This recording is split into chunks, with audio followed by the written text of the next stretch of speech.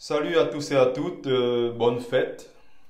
Je vais revenir sur l'actualité ivoirienne, bien sûr, parce que vous êtes bien au courant de ce qui se passe entre Guillaume Soro et Alassane Ouattara ces derniers jours. Et ça permet de relancer le débat qu'il y a entre Camerounais et Ivoiriens. Ça permet de faire renaître, en fait, cette actualité-là a permis de faire renaître ce débat. En 2010 déjà, lors des violences post-électorales, vous le savez tous que la plupart des Camerounais sont pro-Gbagbo. Donc ça avait fait des émules en ce moment, ça avait fait beaucoup de bruit. Au Cameroun, il y a eu énormément de gens qui se sont mobilisés pour soutenir Laurent Gbagbo. Sur les réseaux sociaux, les Camerounais étaient pour la plupart pro-Gbagbo et tout, parce que chez nous, c'est clair que Ouattara n'est pas aimé du tout par les Camerounais. Ça a donc fait, ça a été l'objet d'un débat pendant très longtemps. Et les Ivoiriens, à chaque fois qu'ils nous attaquent, je vais répondre aux frères ivoiriens aujourd'hui et aussi aux frères camerounais. Pour dire ceci, vous n'avez, vous n'avez pas à penser que pour parler des affaires politiques internes à de la Côte d'Ivoire, il faut forcément être camerounais. Je vois tout le temps sur les réseaux sociaux des Ivoiriens qui s'attaquent au professeur Franklin Nyamsi, même s'il suit ses prises de position, il n'est pas du tout clair. Ça manque d'objectivité, ça manque de sérieux dans ce qu'il dit souvent. Il était hier le premier à dire que Alassane Draman Ouattara a gagné les élections et que Gbagbo c'est un tricheur. Et aujourd'hui, le même se retourne pour dire que Gbagbo avait gagné, Alassane Ouattara c'est un tricheur parce que justement, il ne fait plus l'affaire de son ami Guillaume Soro. Ça, c'est très très inquiétant de voir les gens d'un si haut niveau se comporter de la sorte. On a longtemps entendu de défendre, voilà, Mordicus, voilà, son ami Guillaume Soro, quelqu'un qui a versé le sang en Côte d'Ivoire, qui a divisé le pays en deux, qui a dirigé pendant des années plus de 60% du territoire ivoirien, qui a fait des deuils, qui a endeuillé des milliers, des centaines de familles en Côte d'Ivoire et qui est aujourd'hui présenté comme un héros. Il n'est en rien un héros. Bon, je vais revenir donc sur le sujet du jour qui nous intéresse, même si ça en fait partie d'ailleurs. J'étais en train de dire ceci, il y a beaucoup qui pensent que pour parler des problèmes internes, des problèmes politiques ivoiriens, il faut être ivoirien. Nous vous invitons, vous Ivoiriens, à vous intéresser à la situation politique du Cameroun. Il n'est pas interdit pour un Marocain de traiter ou de commenter l'actualité politique du Zimbabwe. Il n'est pas interdit à un Namibien de commenter l'actualité politique en République centrafricaine. On est tous fils et filles d'un même continent.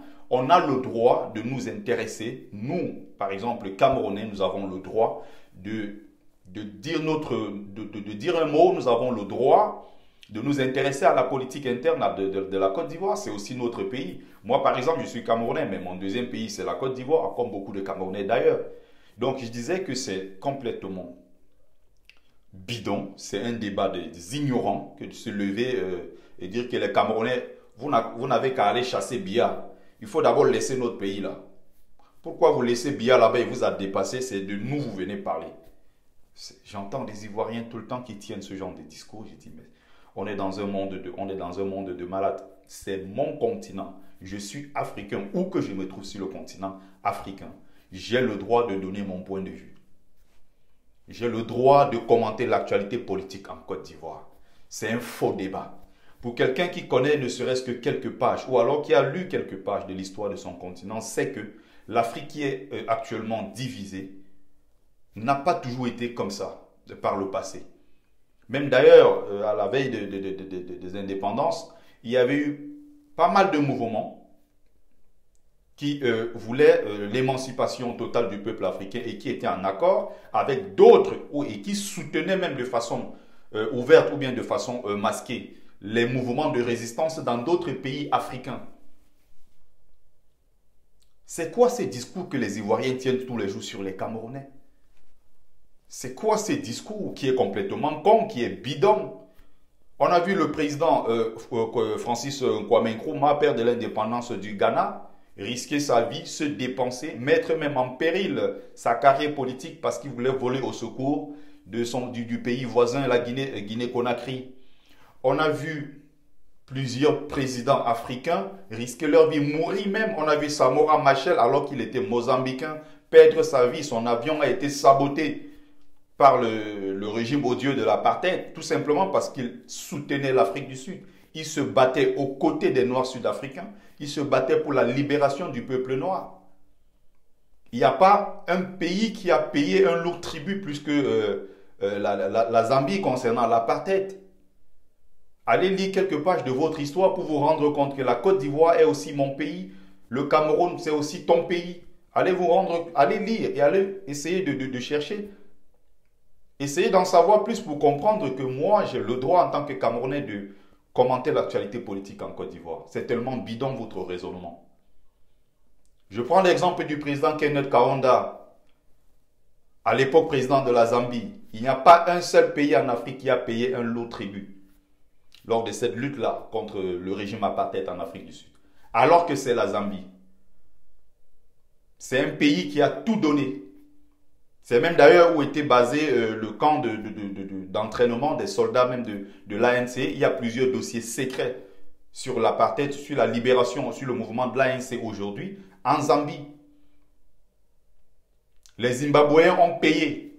Les Congolais de Brazzaville ont payé. À son époque, Sankara, à la tête d'un pays pauvre, avait donné le minimum. Il avait offert 17 Kalachnikov au peuple noir sud-africain pour se défendre contre le régime odieux de l'apartheid. Le président Amilcar Cabral s'est battu pour l'indépendance de la Guinée-Bissau et du Cap-Vert. Il a tout donné. C'est quoi ce débat bidon des Ivoiriens qui pensent que parce qu'ils sont Ivoiriens, ils ont le droit à eux seuls de parler des problèmes internes de la Côte d'Ivoire? C'est quoi ce raisonnement bidon? C'est quoi cette logique? On est tous issus de ce continent. C'est notre terre chérie, c'est notre terre mère. On a le droit. En tant que Camerounais, je peux parler du Tchad. J'ai le droit de m'intéresser à ce qui se passe en Égypte. C'est mon continent, c'est ma terre. Arrêtez ce clash bidon qu'il y a sur la toile que je vois ces derniers jours. Les Camerounais, les Ivoiriens qui disent non, taisez-vous, allez vous occuper des Biya. Et ce n'est même pas une affaire d'aujourd'hui. C'est juste que l'affaire Guillaume Soro et Ouattara a juste relancé un débat qui existe déjà depuis beaucoup d'années. J'ai manifesté plusieurs fois à Paris pour la libération de Laurent Gbagbo, manifesté contre Alassane Ouattara alors que je ne suis pas Ivoirien. C'est mon droit. On aurait souhaité avoir avec nous des milliers d'Ivoiriens, des Guinéens, de Maliens. J'ai d'ailleurs fait plusieurs vidéos dans ce sens en encourageant les jeunes Africains à se mobiliser quand on organisait nos manifestations en vue de rétablir Kamto, le président élu du Cameroun, dans ses droits, pour qu'il soit libéré de prison. Quand nous manifestons ensemble, Ivoiriens, Congolais, Maliens, Sénégalais, tout ça, sans faire de différence, nous manifestions tous ensemble contre le franc CFA, nous manifestions tous ensemble contre l'esclavage des Noirs en Libye, nous manifestons tous ensemble contre les bases militaires en Afrique, je ne vois pas pourquoi je n'aurais pas moi droit de parler de ce qui se passe en Côte d'Ivoire. Je vous prenais l'exemple de ces présidents qui se sont donnés à fond, qui ont été dans des mouvements d'émancipation, qui se sont battus pour la libération de l'Angola, les pays lusophones d'Afrique. Ils sont nombreux. Il y a Samora Machel que j'ai cité, Kenneth Kaunda, il y a Sankara, il y a tous ces, il y a même d'ailleurs jusqu'à, je vais même prendre l'exemple même des Afro-Cubains. Si les gens qui sont noirs comme nous, des Afro-Cubains, sont partis loin du Cuba, ils sont venus se battre dans la bataille de Puto Canavale, ils sont venus se battre pour la libération de plusieurs pays de l'Afrique australe. À plus forte raison, moi qui suis ivoirien, moi qui suis camerounais sur le continent africain, moi qui vis sur le continent, pourquoi je n'aurais pas droit de parler de ce qui se passe au Zimbabwe ou bien, je ne sais pas, au Mozambique? C'est quoi ce raisonnement bidon? Prenez le temps au moins de lire, de chercher à comprendre certaines choses sur notre continent. Même si vous avez peut-être tendance à opposer les Africains, je comprends bien qu'il y ait des positions aujourd'hui, des débats sur la religion, ceux qui estiment que bon, ils sont africains musulmans, ou alors ils sont d'abord musulmans avant d'être africains. Les nègres arabisés, on sait très bien comment ils fonctionnent. Ceux qui sont aussi des nègres christianisés, on sait comment ils fonctionnent. tous ces débats aussi sur les tribus, on a vu au Cameroun, encore jusqu'à présent c'est le cas, il y a tellement de choses qui se passent, la montée du tribalisme, c'est tellement virulent sur les réseaux sociaux, on assiste impuissant à tout cela, on se dit mais comment on a pu en arriver là? Espérons que ça ne se transforme pas en acte sur le terrain. Nos frères anglophones sont déjà en train de mourir depuis plus de 3 ans aujourd'hui. On parle de 12 000 morts, 300 villages rasés, 400 000 déplacés externes au Nigeria, 1 million de déplacés internes. Tout ça à cause des divisions qui n'ont aucun sens. Parce que le Camerounais francophone pense qu'il est supérieur et que l'anglophone camerounais doit se soumettre à lui. On voit des jeunes de 21 ans, de 22 ans. On parle de 775 policiers, gendarmes et militaires qui sont morts pour la gloire d'un seul vieillard de 88 ans qui s'appelle Biabi Voldo. On doit savoir prendre conscience. On doit prendre du recul sur plein de choses et essayer de revoir notre façon de fonctionner. Les gens sont partis de l'extérieur, loin de l'Amérique, pour venir libérer notre continent. Alors nous-mêmes, sur le continent, nous sommes en train de nous faire des guerres complètement bidons, des guerres complètement inutiles. Même si on va dire que pour le moment, le petit conflit entre Ivoiriens et Camerounais, ça reste encore sur les réseaux sociaux. Mais n'oubliez pas que même dans la vie de tous les jours aussi, ça commence à pourrir la vie, ça commence à pourrir les relations entre ces deux peuples-là. Les Ivoiriens estiment que non, nous, les Camerounais, nous intéressons beaucoup à la situation, à la politique en Côte d'Ivoire, mais ce n'est que normal. Il y a quelque chose entre ces deux peuples, je pense. Je ne sais pas pourquoi nous ne nous intéressons pas quand c'est le cas peut-être du Mali, ou bien je ne sais pas du Zimbabwe, ou bien je ne sais pas du Gabon, mais à chaque fois quand il s'agit de la Côte d'Ivoire, les Camerounais sont tellement concernés, ils se sentent tellement concernés. Allez voir sur les réseaux sociaux actuellement, allez voir le nombre de publications que les Camerounais font. Même d'ailleurs, j'ai remarqué que les Camerounais qui faisaient plein de publications sur la politique camerounaise ne le font même plus actuellement. Beaucoup plus, ils se sont, je vais dire, ils se sont tous rabattus sur la Côte d'Ivoire. Tout le monde maintenant dit, je prends le camp Ouattara. Il y a ceux qui prennent le cas Guillaume Soro. Tous de toute façon sont des assassins. Si on a pu démontrer à la CPI, si on a pu relâcher purement, simplement Laurent Gbagbo, ça veut certainement dire qu'il y a le criminel quelque part. Parce que les deux camps qui s'opposaient, les deux camps qui s'affrontaient, c'était Alassane Ouattara, soutenu par Guillaume Soro bien sûr, et de l'autre côté Laurent Gbagbo. On n'a pas pu au niveau de la CPI établir les faits, on n'a pas pu prouver qu'effectivement il était à l'origine des massacres ou bien des détournements de fonds publics. Alors, qui a tué les citoyens ivoiriens? Il faut bien qu'il y ait un coupable. Et le coupable, c'est bien Ado et son ami Guillaume Soro. Maintenant, comme ils veulent, Guillaume Soro veut à son tour prendre le pouvoir, il faut qu'il instrumentalise le peuple pour faire croire que c'est Alassane le mauvais, c'est Alassane le méchant, c'est Alassane l'égoïste qui ne veut pas quitter le pouvoir, alors que lui-même, il a contribué à verser le sang en Côte d'Ivoire. Mes chers frères ivoiriens, prenez conscience de ces faits-là et ne descendez pas dans les rues pour soutenir ce genre d'assassin de Guillaume Soro. Ne descendez, prenez bien conscience. Et il faudrait que, surtout, le sang qui a été versé en Côte d'Ivoire après les élections en 2010, sachez très bien que vous avez le devoir de ne plus reproduire les mêmes bêtises à cause de ces politiciens. Ouattara a utilisé le nom des soi-disant Djoula, les Ivoiriens du Nord, les Ivoiriens musulmans, même si on ne l'a jamais vu, je ne sais pas où aller prier. On ne l'a jamais vu en boubou, on ne l'a jamais vu montrer qu'il est véritablement un musulman. Mais il a su instrumentaliser le peuple pour dire qu'en fait, on n'aimait pas les djoulas, on n'aimait pas les musulmans ivoiriens et qu'ils doivent se mettre tous derrière lui pour lui donner le pouvoir. Il a pris le pouvoir, on a bien remarqué qu'il n'a rien fait effectivement pour ces soi-disant, pour ces Ivoiriens musulmans, entre guillemets. On a bien vu qu'il a été là pour remplir ses propres poches et surtout donner des marchés aux entreprises françaises. On dit qu'il a fait son travail. Oui, Ado a travaillé. J'ai un ami qui se trouve là-bas en ce moment qui me dit « Waouh, la Côte d'Ivoire a changé. Il y a des ponts, il y a des routes, il y a ceci. Ado a fait ci, il a fait ça. » Mais en réalité, ça ne change pas grand-chose parce qu'il est endetté. La Côte d'Ivoire sur 50-100 ans. Et les Ivoiriens sont obligés de travailler pour rembourser cet argent. Mais au moins, Ils ont Abidjan qui est une ville magnifique. Ils peuvent se vanter en disant, nous avons Abidjan. Chez nous là c'est beau, nous on a Abidjan. Nous on a Abidjan. Vous au Cameroun là, vous avez quoi? Les Ivoiriens ils aiment bien se vanter avec ça. En disant que oui, bon, on va le reconnaître, ils ont Abidjan, c'est une ville magnifique. Ils ont même Yamoussoukro, ils ont d'autres villes. Et moi, Camerounais, à ce niveau, pour être honnête, je ne me vois pas en train de débattre avec un Ivoirien parce que je suis conscient du fait que chez moi au Cameroun, c'est de la merde. Il n'y a pas d'autoroute, il n'y a pas d'hôpitaux. Je ne veux même pas faire le débat avec des Ivoiriens parce qu'à ce niveau, ils sont très très avancés. Faut pas se leurrer. Donc, je voudrais conclure ici en disant que pour moi, c'est un faux débat, tout simplement. Et les Camerounais, en l'état actuel des choses, vu le pourrissement de la situation dans notre pays, je pense que nous ferons mieux de nous concentrer sur la situation camerounaise qui est même déjà en train de nous dépasser. Parce que pendant qu'on essaie de déplacer le débat ailleurs en Côte d'Ivoire, n'oublions pas que Biya est encore là, il a usurpé. Ça fait 1 an qu'il est au pouvoir. Il va bientôt faire le discours de fin d'année. L'année prochaine, ça sera 2020. Il aura 88 ans.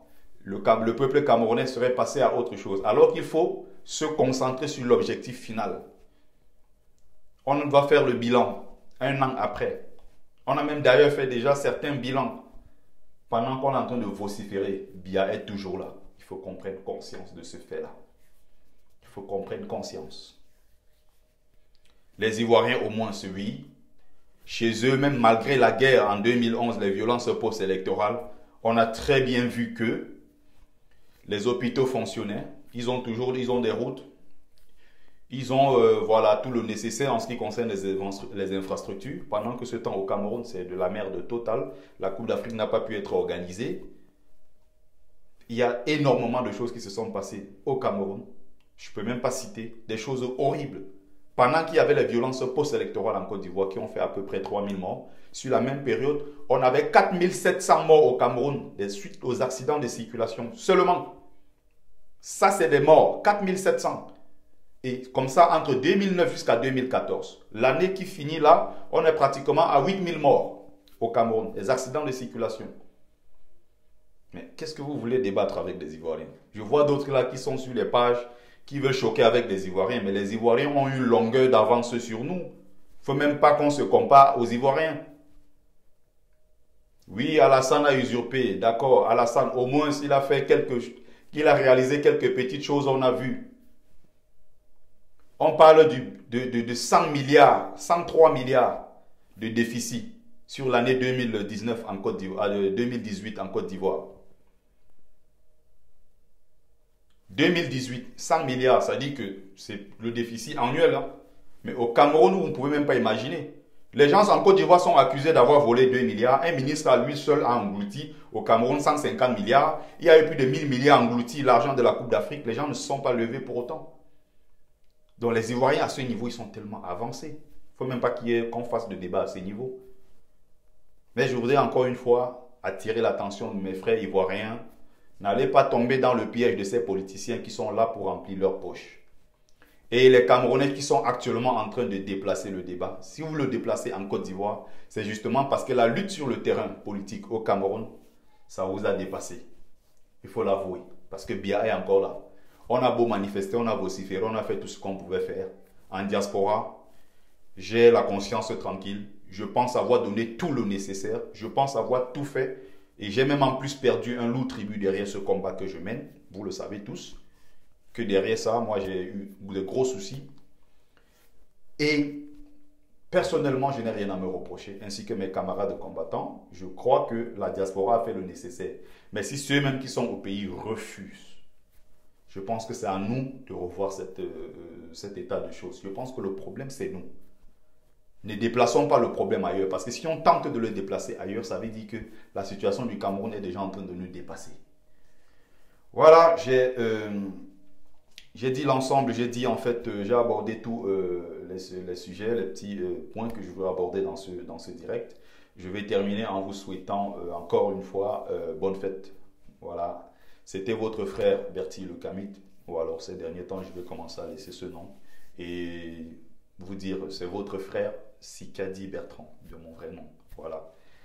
Salut, voilà, très très bonne fin d'année et surtout, je vous souhaite une meilleure année. Je me souhaite d'ailleurs à moi parce que l'année 2019 a été une année triste pour moi. Je souhaiterais passer à autre chose en 2020. Beaucoup de bonheur à vous.